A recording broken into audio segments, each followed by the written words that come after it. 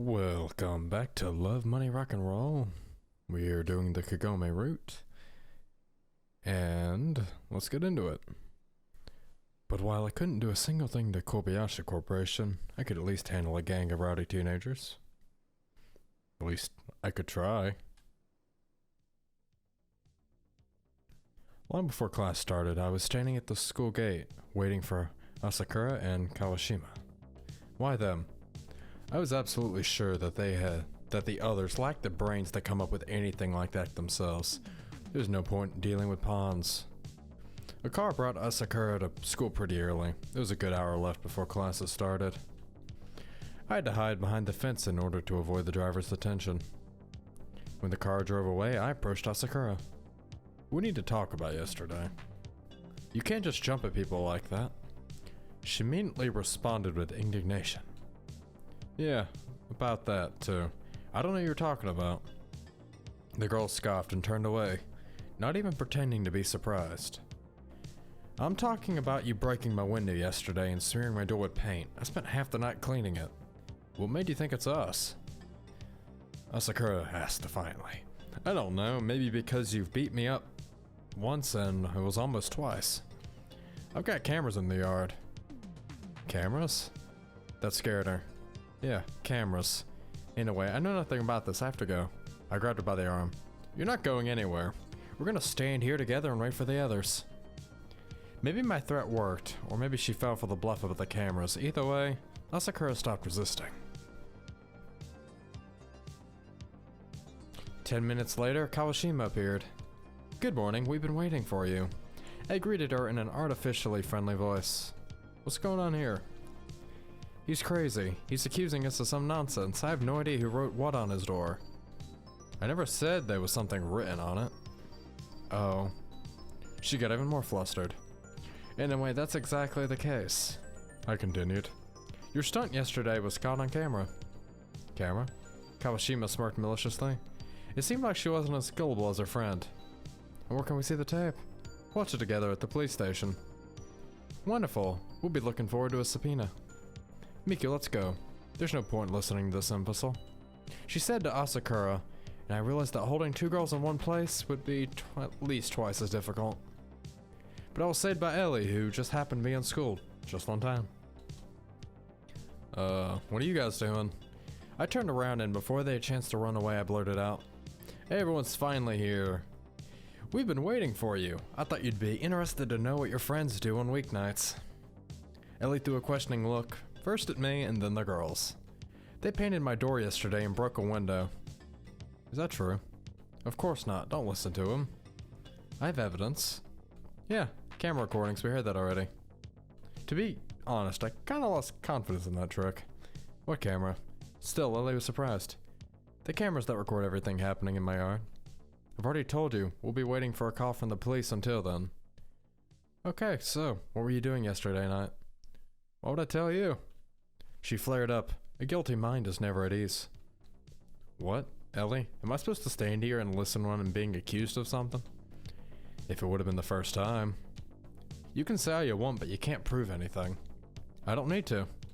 I looked at Ellie defiantly, letting everyone know that the only opinion that mattered here was hers. She responded by shamefully lowering her eyes. The battle seemed lost, until a player I never would have accepted entered the game. Kagome. The way we were standing made it difficult for others to walk past us, but she still tried to slip by. Ah, there you are. Kagome stopped and gave me a wary look. Are you gonna keep claiming you're innocent? That you're not bullying Iwamura? Can you make up your mind? First we're window breakers, now bullies? They're all links in a chain. Come on, show them. I turned to Kagome, but I got it closer. I could see her black eye was no longer visible.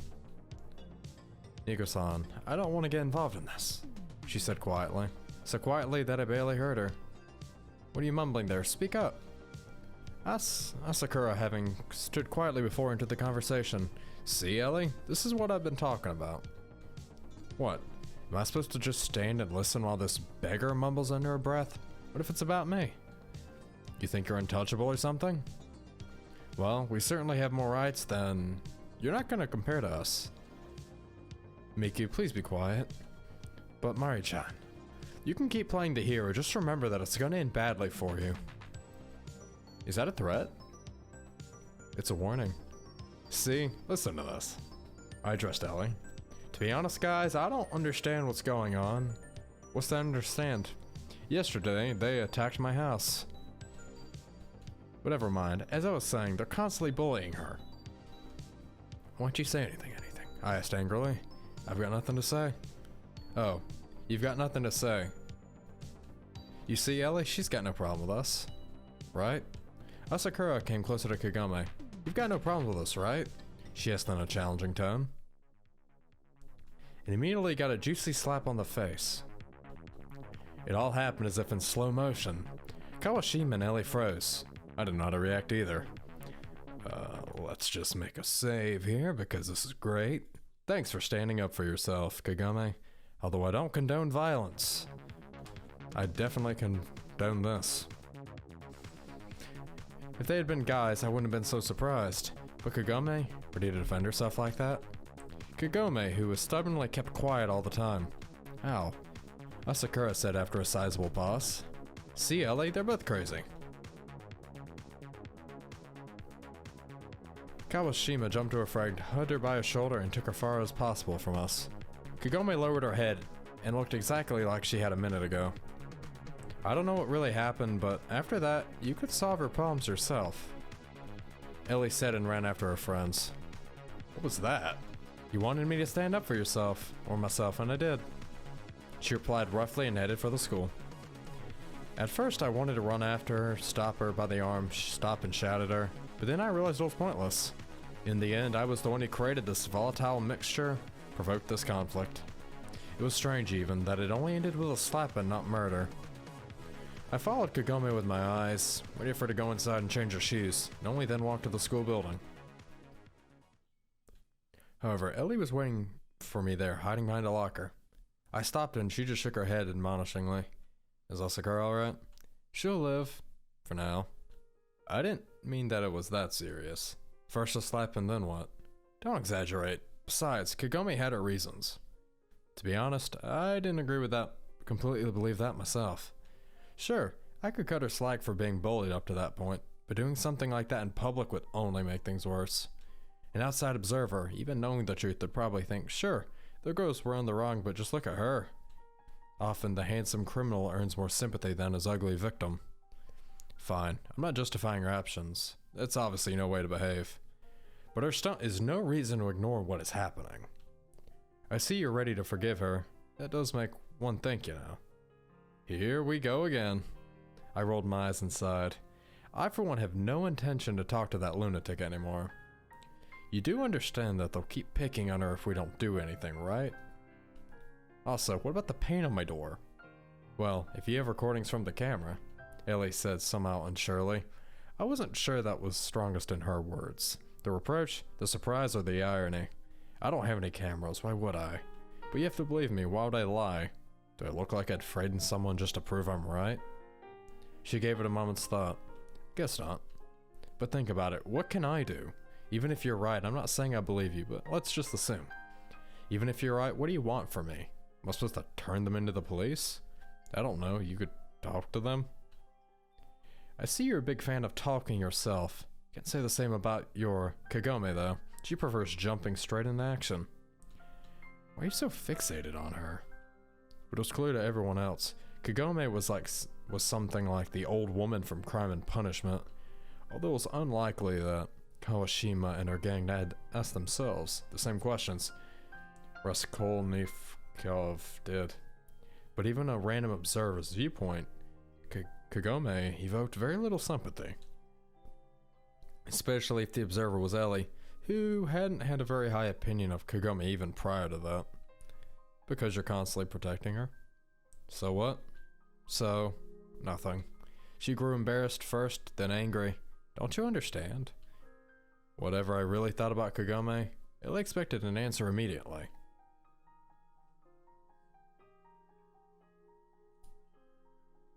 I understand that neither you nor Asakura, or even Kawashima have ever been in Iwamura's shoes. Not in just material sense, but every other too. I I doubt anyone's ever given you a black eye. What are you trying to drag anyone down to the lowest common denominator? I might even try to drag anyone down. Jesus. The conversation had clearly taken a wrong turn. It seems to me that you are. I'm going to talk to Miku. Maybe we should tell the teachers everything. You absolutely shouldn't do that. And why is that? Because you girls would have to do something insane for the teacher to pay attention to it and take Kagome's side. But I was afraid to say that out loud. Kagome's got enough problems already. Why should we solve her problems? Nobody's. You seem like a reasonable person. Why do you hang around this hysterical girl? I can only think of one explanation. Her mouth formed into a wicked smile. I couldn't tell Ellie I suspected her grandfather's company to be behind the death of my parents, or that these last days I was getting regular visits from the KGB. Kagome and Al and I were allies by necessity, and you don't have to like your allies, they just have to be helpful. I'd missed the moment when things became so serious. A week or so ago, I had arbitrarily decided to follow my unsociable class representative, and this is where it brought me. You can think whatever you want. I pretended to be offended. It's a terrible pity you're not seeing what a viper you have at your chest. Sure, I didn't know Kagome that well, but Ellie didn't know her at all. Fine, I need to go to class. I hope you draw the right conclusions. Same to you. I responded briefly and waited for her to go up the stairs.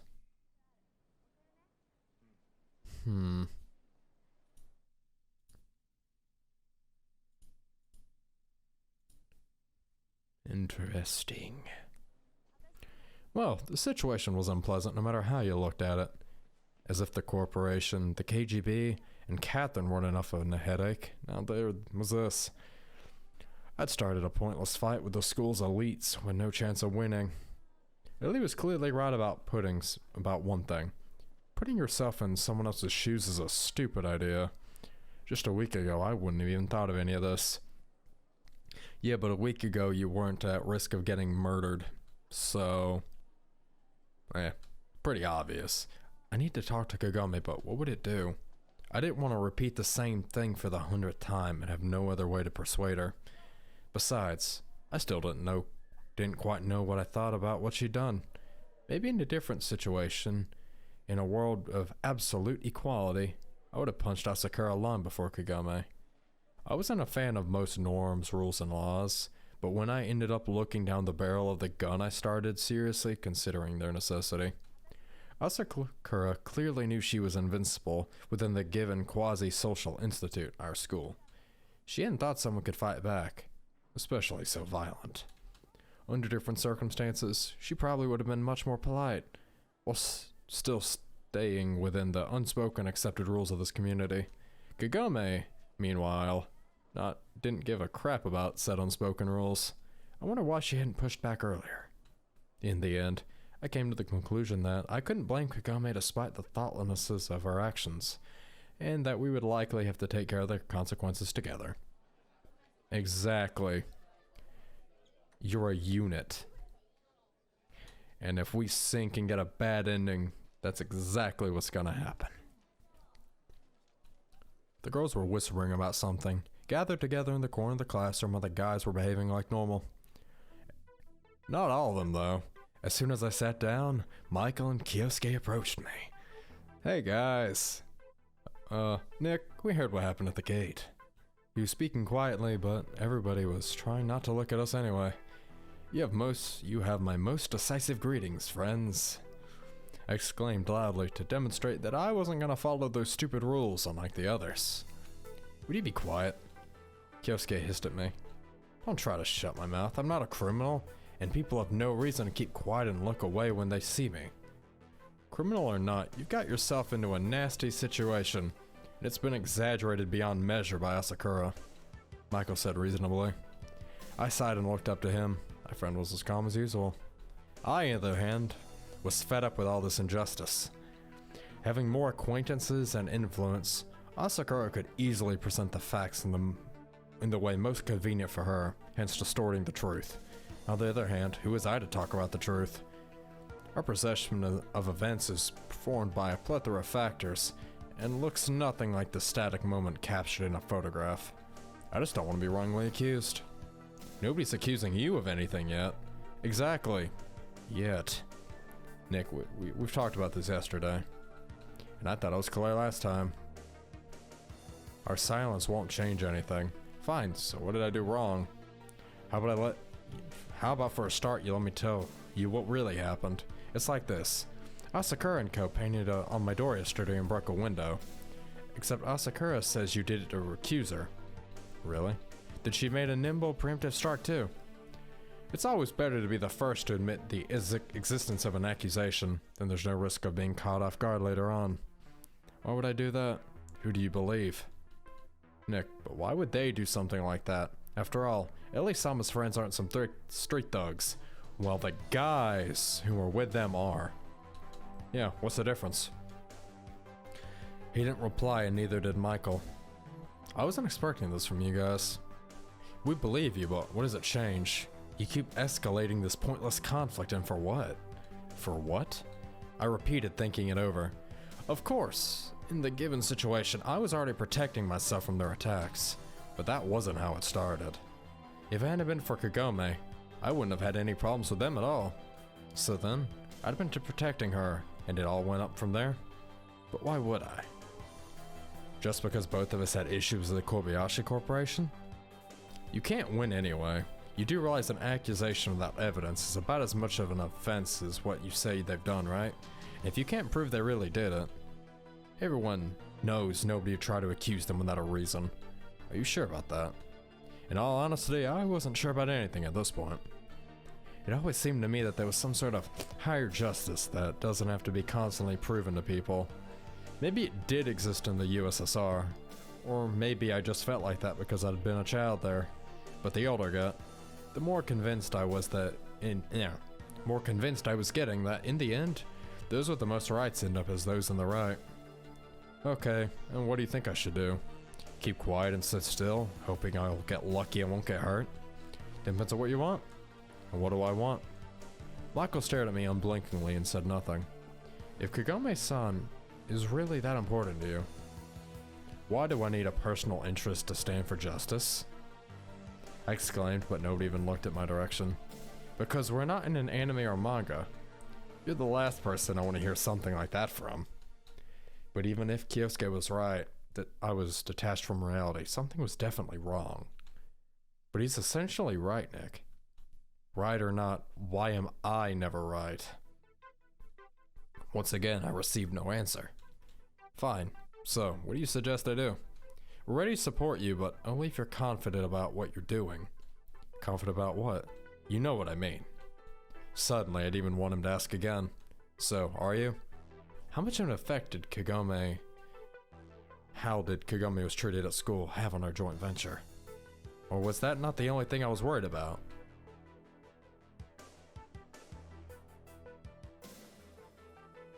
I'm sure.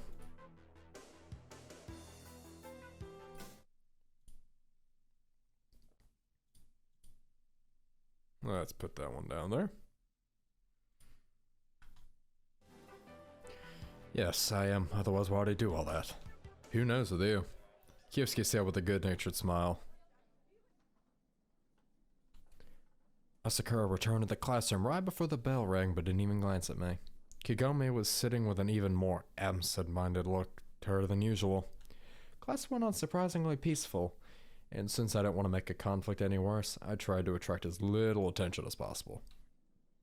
After cooling down a bit, I realized that Kyosuke and Michael were right. In essence, if not in the finer details, if you decide to oppress the system, at least be smart about it. Gathering everyone involved in the schoolyard for a showdown in front of the entire school clearly wasn't the best decision. And now I have to deal with the consequences.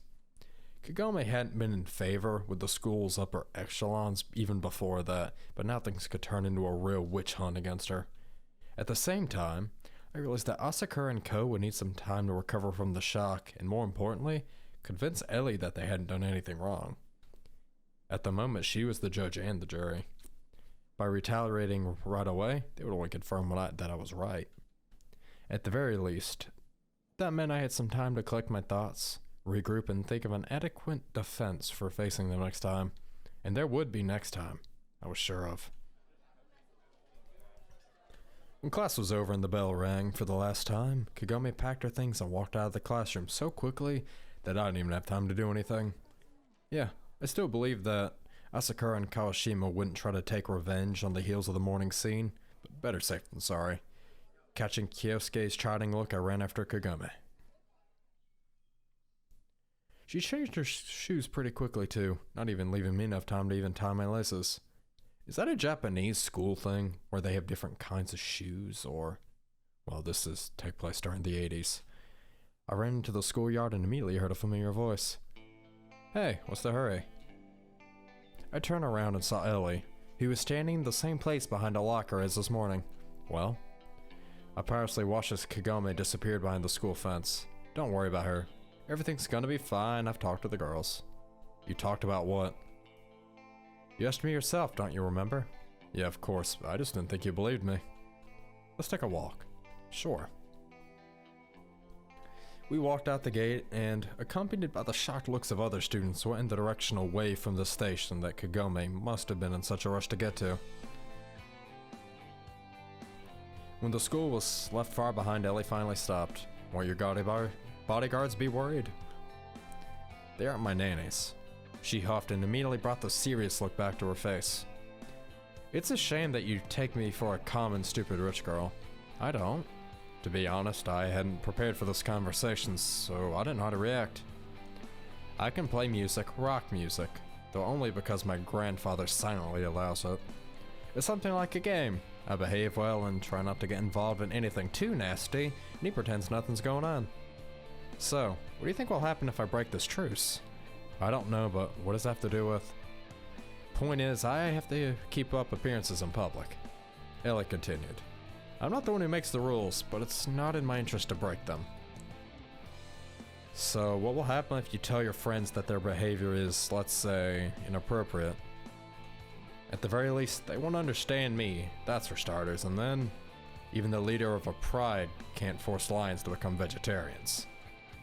What a poetic metaphor. I made a stupid remark. Of course, I'm sympathetic for you, friend, like any normal person would be. And then, for a moment, Ellie returned to her usual persona of a spoiled Ojo-sama. Except not for her personality, for an abstract individual in her situation. You didn't even know each other a week ago. Perhaps all of them at once or someone else entirely. There was so much unfamiliar about Ellie's life to me, and I couldn't even imagine what she was thinking about or what she was feeling. If I, Himitsu, Kagome, even Catherine were basic substances, she was a chemical compound with an incomprehensible name. The more convinced of it, I became more guilty I felt about the conclusion I jumped to after the incident at the swimming pool. Honestly, I'm not the one to be giving you advice here. Yeah, I want to protect Kagome, but because I believe it's the right thing to do. But you're the only one who knows all the circumstances of your life. I appreciate it. She gifted me with a disarming smile. But I haven't done much. Only asked them not to give any reasons for new accusations for now. I don't know how long that'll last. Suddenly, Ellie looked no longer like the confident queen of the school, but just a normal girl who was bound unfairly by the laws of social interaction, same as I was. Probably much more. At least I could allow myself to be an outcast and not give a dang about anything or anyone, but only by being an elusive Joe nobody wanted to catch. In my daily life, the concept of honor only existed in chivalric novels. But for a girl living in the golden cage from birth, honor was above everything. At least that's how Kobayashi Jun must have raised Ellie. That's already a lot. But what are you going to do next? I'm gonna defend her. Kagome doesn't deserve this kind of treatment. If it's in my power to defend her, I will. Is that so? She frowned. Yeah, I know it sounds like a lazy answer, but I'm not the most serious person in the world either. I tried to play it off because I really didn't know what I was going to do next. For now, I was only going to talk to her. Maybe your friend would be better transferring to another school, Ellie said seriously. When there's only half a year left before graduation? Nikolai, don't you understand that nobody will help you and fight windmills? Not me, not anyone else. Why me? Because up until now, Kagome had somehow been around for 2.5 years without getting into trouble. The events of the last 2 weeks quickly came to mind. Indeed, it seemed not to have started with Catherine's return, but the moment I stood up for her at the school gate. So it's my fault. I'm not blaming you or anything, but think about it. She lowered her eyes as if ashamed of her own bravery, but what she said was enough to throw me off balance. I don't know how to respond to that. Fine, don't say anything then. She stood on her toes, whirled around, walked to me, smiled, and hooked her arm around mine. We have a rehearsal today. Would you like to watch? Me? No, that was seriously strange. Are you sure that considering the circumstances is appropriate? Besides, I don't know anyone from your band. Well, I guess I do. See, you aren't a complete stranger then. In another situation, I would have jumped at the opportunity to distract myself and see something new, but now, with Catherine question unresolved, and the KGB, when I brought Kagome's problems to a boiling point. On the other hand, people always postpone chances until later, saying now isn't the right time, and that they'll get them first thing. If I had a chest for missed opportunities at home, it would have been bursting by the time I turned 18, if you insist. My parents often chastised me for wanting immediate results of minimum effort, but thinking about it, isn't the attitude caused by failures inevitable in the process of maturing?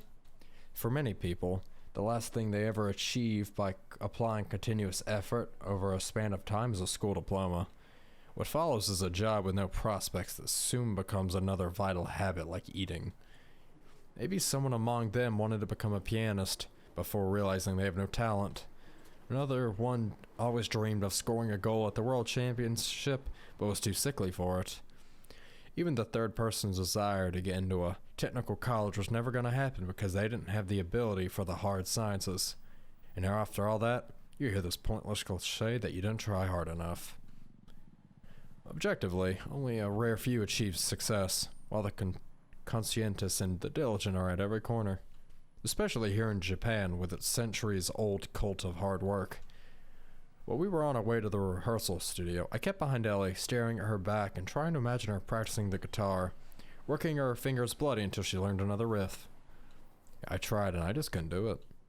It was much easier to imagine Ellie playing like a virtuoso only an hour or two after picking up a guitar. I worked myself up so much that I started feeling uncomfortable around her. You know, here we are. The studio, or ret base as it'd be called in Russian, looked very normal.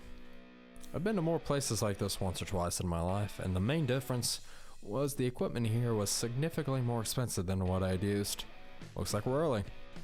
That's fine, want to rehearse? I don't really know. I felt very uncomfortable, the sensation growing stronger every minute. Come on, well, there's no one here. Alright. Here you are. I carefully examined the guitar. You sure? Why, I don't think our bass player will mind. Actually, I meant its price. The guitar seemed 5 times more expensive than the one I had at home. If you say so. Can I, leave here and go to Kagome? Dang, El, you must have read our minds. When we finished, I turned around and saw the drummer and the second guitarist standing in the doorway. Actually, it'd be correct to call him the first one since Ellie was playing the rhythm. Hi guys, she got a bit embarrassed. I automatically stood up and put the bass away. Not bad at all. But you need to work with a metronome more often. I'm not really... But I still don't get it. How'd you find out? Find out what? That Yamada's leaving the band. Yamada's what? Wait, so you didn't know? Of course I didn't. Then who's he? Both of them stared at me in surprise. We just go to the same school. I just invited him to the rehearsal. I see.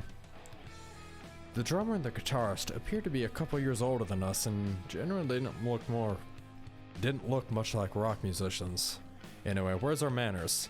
My name's Ashita. I'm aiming to become a professional musician, just a part-timer for now. He shook my hand firmly. Quite a nice guy. Drummer. Mitsuyoshi, I study arts. The drummer introduced himself briefly. Nikolai, I'm a high school student. I mumbled idiotically. Again, in an unfamiliar situation, my confidence disappeared without a trace. Some days I can speak, some days I cannot. It's easy to be prepared for everything when absolutely nothing new happens in your life. Prepared only in name, although there might have been more to it. So, what happened to Yamada? Ellie asked in a formidable voice. Don't say it like it's our fault. I'm not blaming anybody. We have a concert soon, an important one, you know that. Yamada said that his parents made a move to Kyoto with them. For how long? Forever. But Kyoto isn't that far, he could... How do you imagine that? Ishida asked sadly. It's almost 500 kilometers. He's still starting at school too. Elise hides heavily and didn't reply. I mean, he could have warned us in advance. Exactly, you don't just move all of a sudden. Yamada said he was hoping to stay here until the end. And of course he didn't think about us.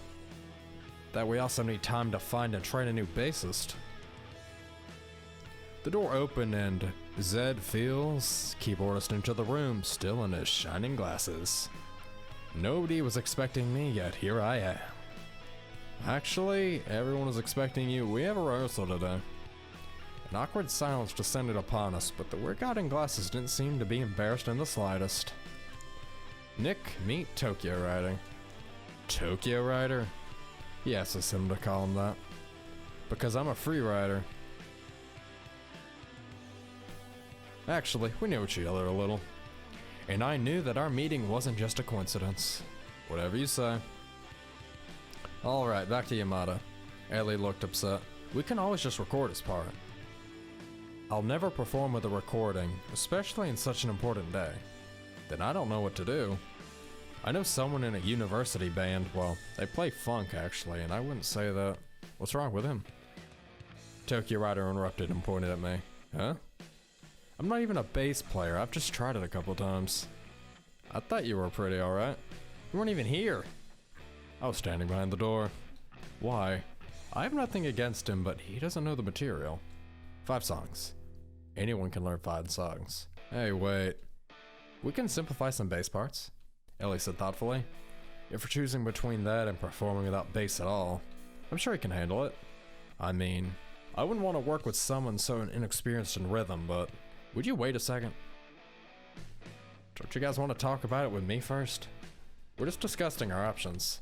Nobody's forcing you if you don't want to. I just can't believe this is actually happening. Catherine, Kobayashi, the KGB, Kagome, now they're asking me to play bass for a Zed Feels. Was this all a dream? I forgot to even think about all my more clearly important problems. If you hesitate less and rehearse more, I'll be alright. I really don't have much time to rehearse. What you're so busy with? Ellie said without a shade of sarcasm. What am I busy with? Apparently with staying home and working myself up, imagining one disaster after another. Guys, I need to think this through. We'll need the answer no later than Monday. But you can start learning the songs now. Are you aware I have no idea how to read music? You'll figure it out. Well, since we're here already. Ishida handed me the bass I'd been torturing 5 minutes ago. Even if I turned down their offer, I was honored to get to play with them. Even if it was only a rehearsal. Playing together with Ellie turned out to be much easier. Just a minute into it, I got so nervous that I started missing the rhythm and picking the wrong frets. However, no one scolded or criticized me. Quite the opposite. They tried to encourage me and show me how to play the piece correctly. By the end of the rehearsal, I'd even managed to do more or less okay. In my opinion, of playing a bit. How was it? Fantastic. I think you did pretty well too, so if you want, I still need to think about it. Alright. Not doing it. Sorry. I couldn't get a dumb smile off my face the entire way back home. I occasionally caught my reflection in shop windows and tried to suppress it, but the idiotic grin would reappear within a minute. And we're back at the bar. When I walked out, quite tipsy, the sky above the city was decorated with a myriad of stars. Are we about to get beat up again? Probably.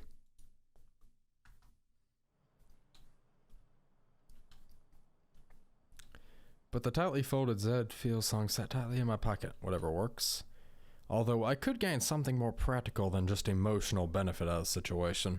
With disgust, I remembered Kagome's words about trying to get closer to Ellie. Was it the same disgust I had felt the first time? Kagome would probably be happy to hear that I was successful at strengthening my relationship. Ugh.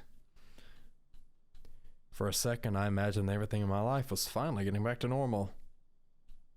Either due to the fairy tale nature of the idea or the alcohol, I disappeared into this daydream for a good 10 minutes.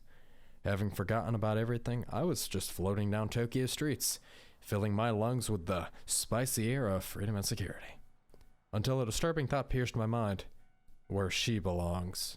Wait, I was talking about Catherine, the girl I had sworn to love forever. The picture of a bright future dimmed before my mind's eyes. The colors turned dark, the painting being covered in dirt, mold, spiderwebs, and turned ashes. Could I do away with the feelings that had defined my existence the past few years? What would take its place? Was I supposed to spend my remaining days on Earth with a hole in my heart? I was the one who chose this life. I made a vow, not to her but to myself.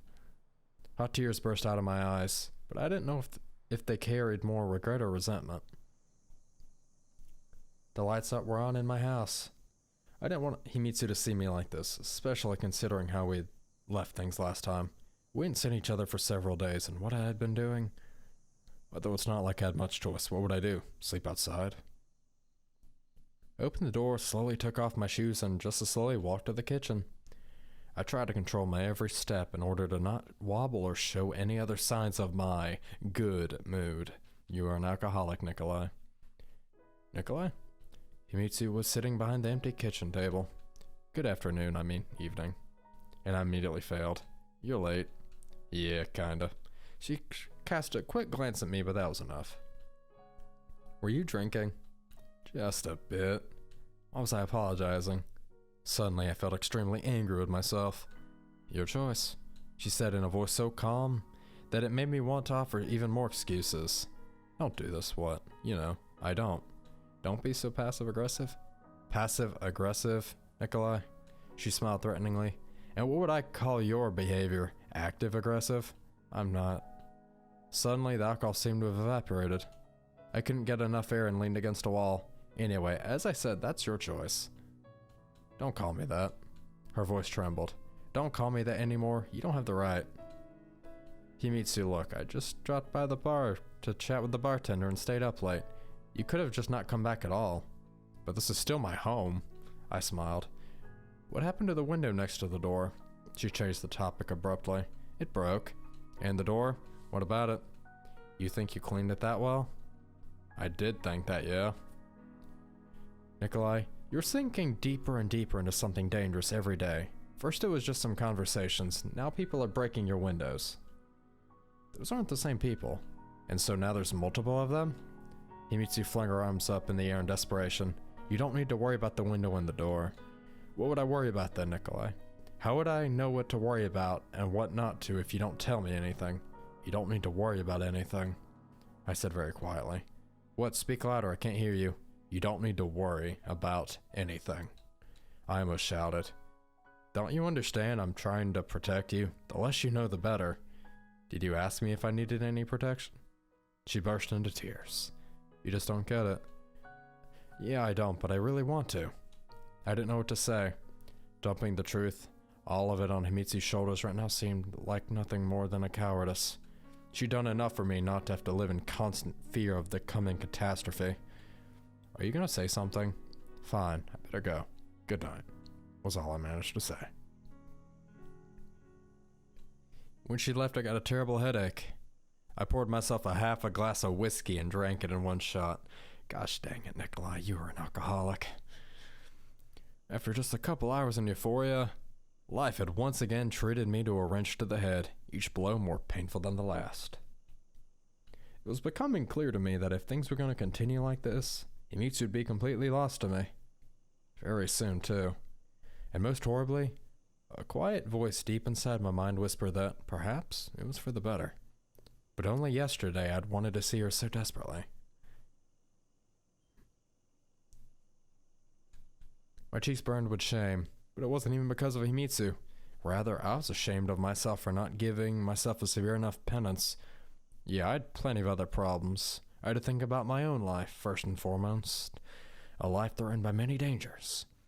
But what is the point of life without those who love you? Ellie, Kagome, I knew both of them for a short moment, but had no idea what happened next. And Himitsu, there she was nearby, living across the street.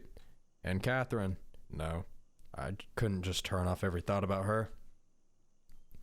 No matter how hard I tried, I couldn't imagine a future with Himitsu and Catherine as bright as the one I had imagined that afternoon without them. The bottle of whiskey was emptying at an impressive speed, the cloudy amber fog sloshing inside having successfully migrated to my head. It was becoming more and more difficult to connect the images that were chaotically appearing in my conscious mind. Couldn't I? Why not? The answer to that question could only be given by the new day. They're gonna bail on you, without a doubt. 1909, 1987.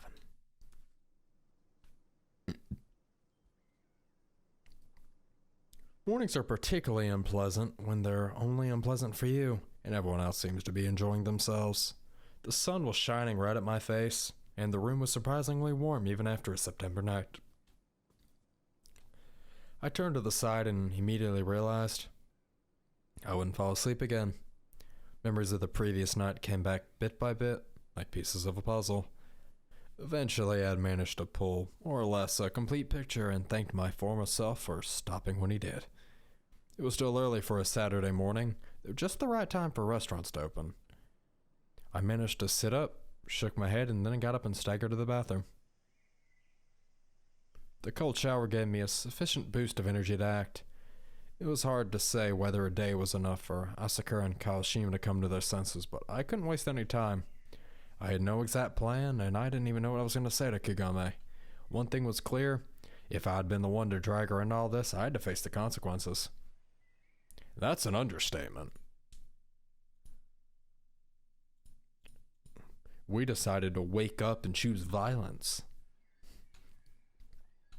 I kept calling, but nobody picked up. Strange. I would have understood, but Kagome lived in a restaurant. Very strange. I didn't get enough time to get worked up over trying to figure out why I wasn't getting through, as my thoughts were interrupted by the doorbell. What if it was Kagome? However, the person standing behind it was Irina. Kagimaru. Kobayashi Dono wishes to speak with you, he said briefly. Everything indicated on this wonderful Saturday morning, Kagamaru would prefer to be anywhere other than my doorstep. My potential replies were fighting in my head, the once wanting to refuse soon losing. Can I at least get dressed? Go ahead, just don't take long. Washing through the empty streets of Tokyo, the expensive European car quickly brought us to the office of the Kobayashi Corporation. I didn't dare start a conversation with her. Confident I wasn't going to get an answer. Was this all about Ellie asking me to play bass in their band? Or were they going to kill me for not being able to play the guitar properly? One way or another, I didn't have to worry about an attempt on my life. This would be a complicated way for someone so powerful to kill me, which meant they wanted something else.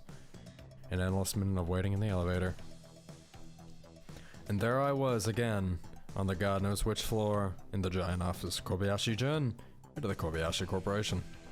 Just a week ago, in this very place, he'd made me feel no less reverence, though much less fear. That's probably because the two of us came here on our own initiative with a goal in mind. Nikolai, I'm delighted you found us. Stop by. Please, take a seat. I walked to his desk on jelly legs and dropped in an armchair I found far too soft. How are things? How's school? Everything's fine, thank you. I'm glad to hear that the young man who's become of such deep interest to my granddaughter must have an excellent academic record.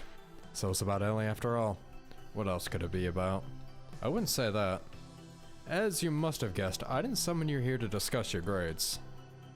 You should realize that I have certain expectations in regards to Elizabeth.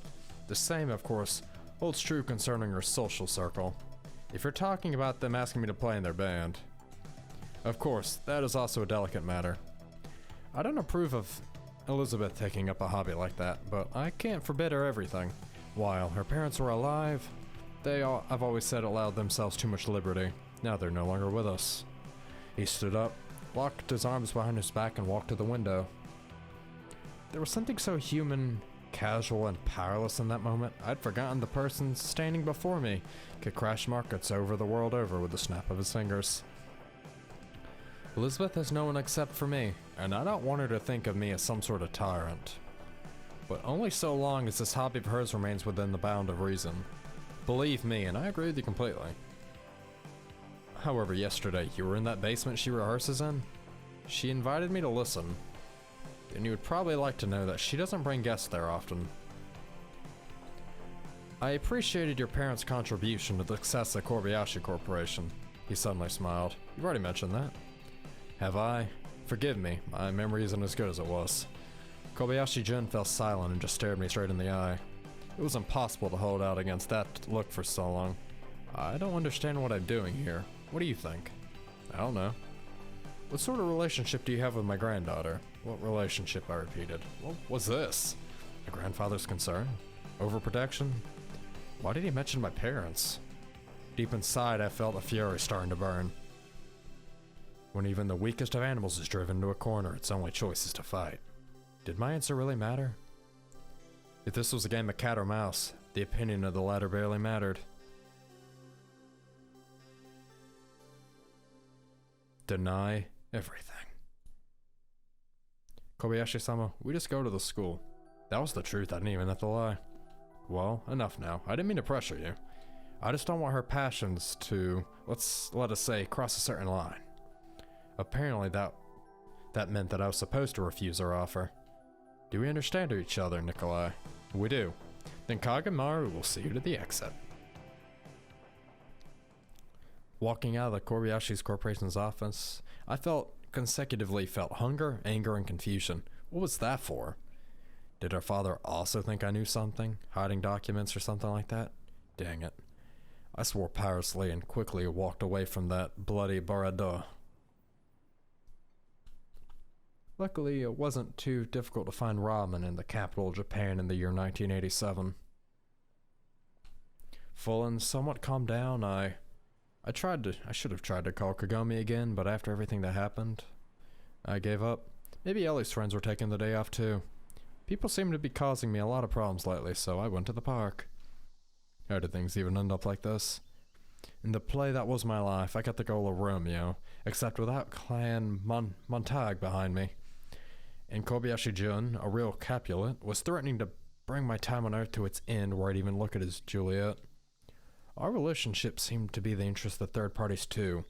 KGB, represented by Irina, and Kagome in search of her father. If we were in another one of Shakespeare's stories, it would have probably been interesting to me too. Though, could well have found himself in a Hamlet rather than Romeo and Juliet. Obviously, my desire to get back at Kobayashi Corporation was like threatening the sky with a fist. Besides, I couldn't be sure he was to blame. There was always the possibility that the car accident really was just an accident. Plus, deep inside, the old man didn't make me feel that oppressive disgust with that murderer's invoke. But he probably wouldn't have the position he does without knowing how to make the right impression. All these pointless attempts at finding who's to blame was making my head swell. It was long past time to return home and try calling Kagome again. Sitting on the bench were Michael and... Try not to make any noise. I sneaked closer and hid in the bushes. They were so sure they were alone, they were speaking fairly loudly, and I had no trouble hearing every word. I realize it may be sudden to you, but I've thought it through. We've only known each other for a couple weeks. Meanwhile, Catherine clearly felt uncomfortable, even if she was trying not to show it. My feelings aren't going to change. And that's what that was. I'd become an unwilling witness to a love confession. But this situation was anything but. But either that meeting with Kobayashi-jun had cooled me down, or there was another reason. I decided to see how the conversation would go before rushing into action. I'm flattered, really, but if it's about Nick, what does Nick have to do about this? What doesn't he? Things are long over between us. Her words hurt me way more than I had expected. Of course, the statement of the fact that our relationship had ended a long time ago, and by now we were strangers to each other, didn't change a thing. But I felt like a cripple rudely reminded of his handicapped. Then what's the problem? Michael, do you really think this is how it works? I don't know, I've never been in a relationship. Does that mean I can assume you don't feel the same? You can assume whatever you want, but I'm not ready to promise you anything yet. It just seemed like she was bullying Michael in her usual manner. For a second, I even pitied the poor guy. Of course, few people would be happy to find out that their ex-girlfriend had started dating their friend, but at the moment, I was more surprised more than enraged. I'll talk to Nick. Why? Is he my father, brother, and husband all at once? Why would he make decisions for me? If you can't give me an answer, I already have, so it's a no. Do you pressure every girl like this demanding an answer? I've already told you, I don't have much experience in these things. Then I'll tell you what, you need to work on your approach. What do you mean? At least try to imagine what the girl is feeling. And pay less attention to how others see you. She smirked, suddenly lowering her voice. If you say so. Michael, in every other regard, he had always come off as a calm, reasonable, confident young man. But right now, sitting next to the girl he liked, he was acting like a shy first grader at the start of the school year. Even Kyosuke would have done better. No, my cautious American friend, love can't be learned from textbooks. I'm glad we understood each other. Then I have a chance. The Lord works in mysterious ways. Yes, God does. Catherine said just as mysteriously, stood up, smiled, and slowly passed the bushes I was hiding in, though she didn't even look at them. I felt a bit uncomfortable that I could see him, but not the other way around. Not Michael. He kept sitting still. Actually, I shouldn't have had anything to do with this. Catherine, I just jumped out of my hiding spot, ran to where she'd been sitting with Michael just recently, and kicked the innocent bench as hard as I could. It didn't go well. I almost broke my toe. I closed the door behind me and took off my shoes with some effort. It seemed like I'd been home for an entire day, but the clock said it was only 2 in the afternoon. I still felt slightly dizzy from yesterday's whiskey, so I just wanted to fall into bed and sleep. As soon as I walked to the phone, it rang. Great, it had to be her.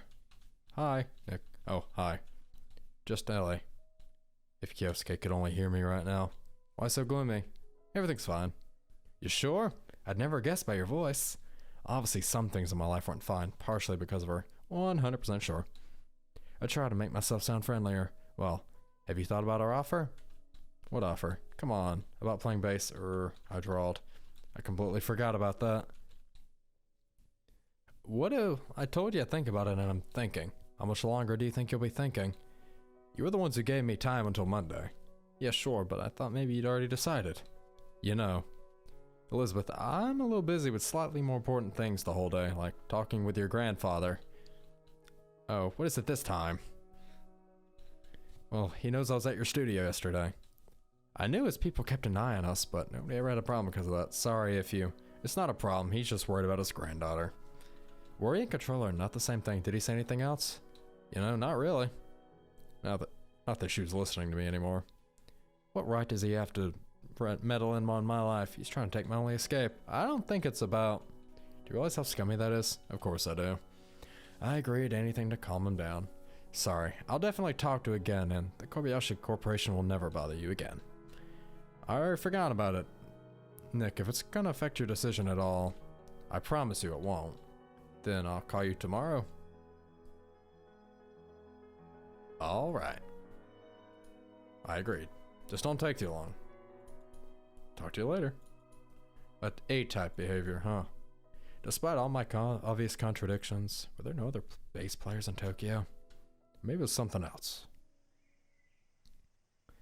I walked to the kitchen, opened the fridge, stared inside for a while, then closed it, and grabbed a pack of nuts from the shelf. And that's where we'll end off, because Nikolai is a drunk and he wants to eat peanuts instead of, I don't know, going to help Kagome or something. I hope you've all enjoyed today's video. If you did, don't forget the like button, comment, and subscribe if you want. I will see you all in the next video. As always, goodbye.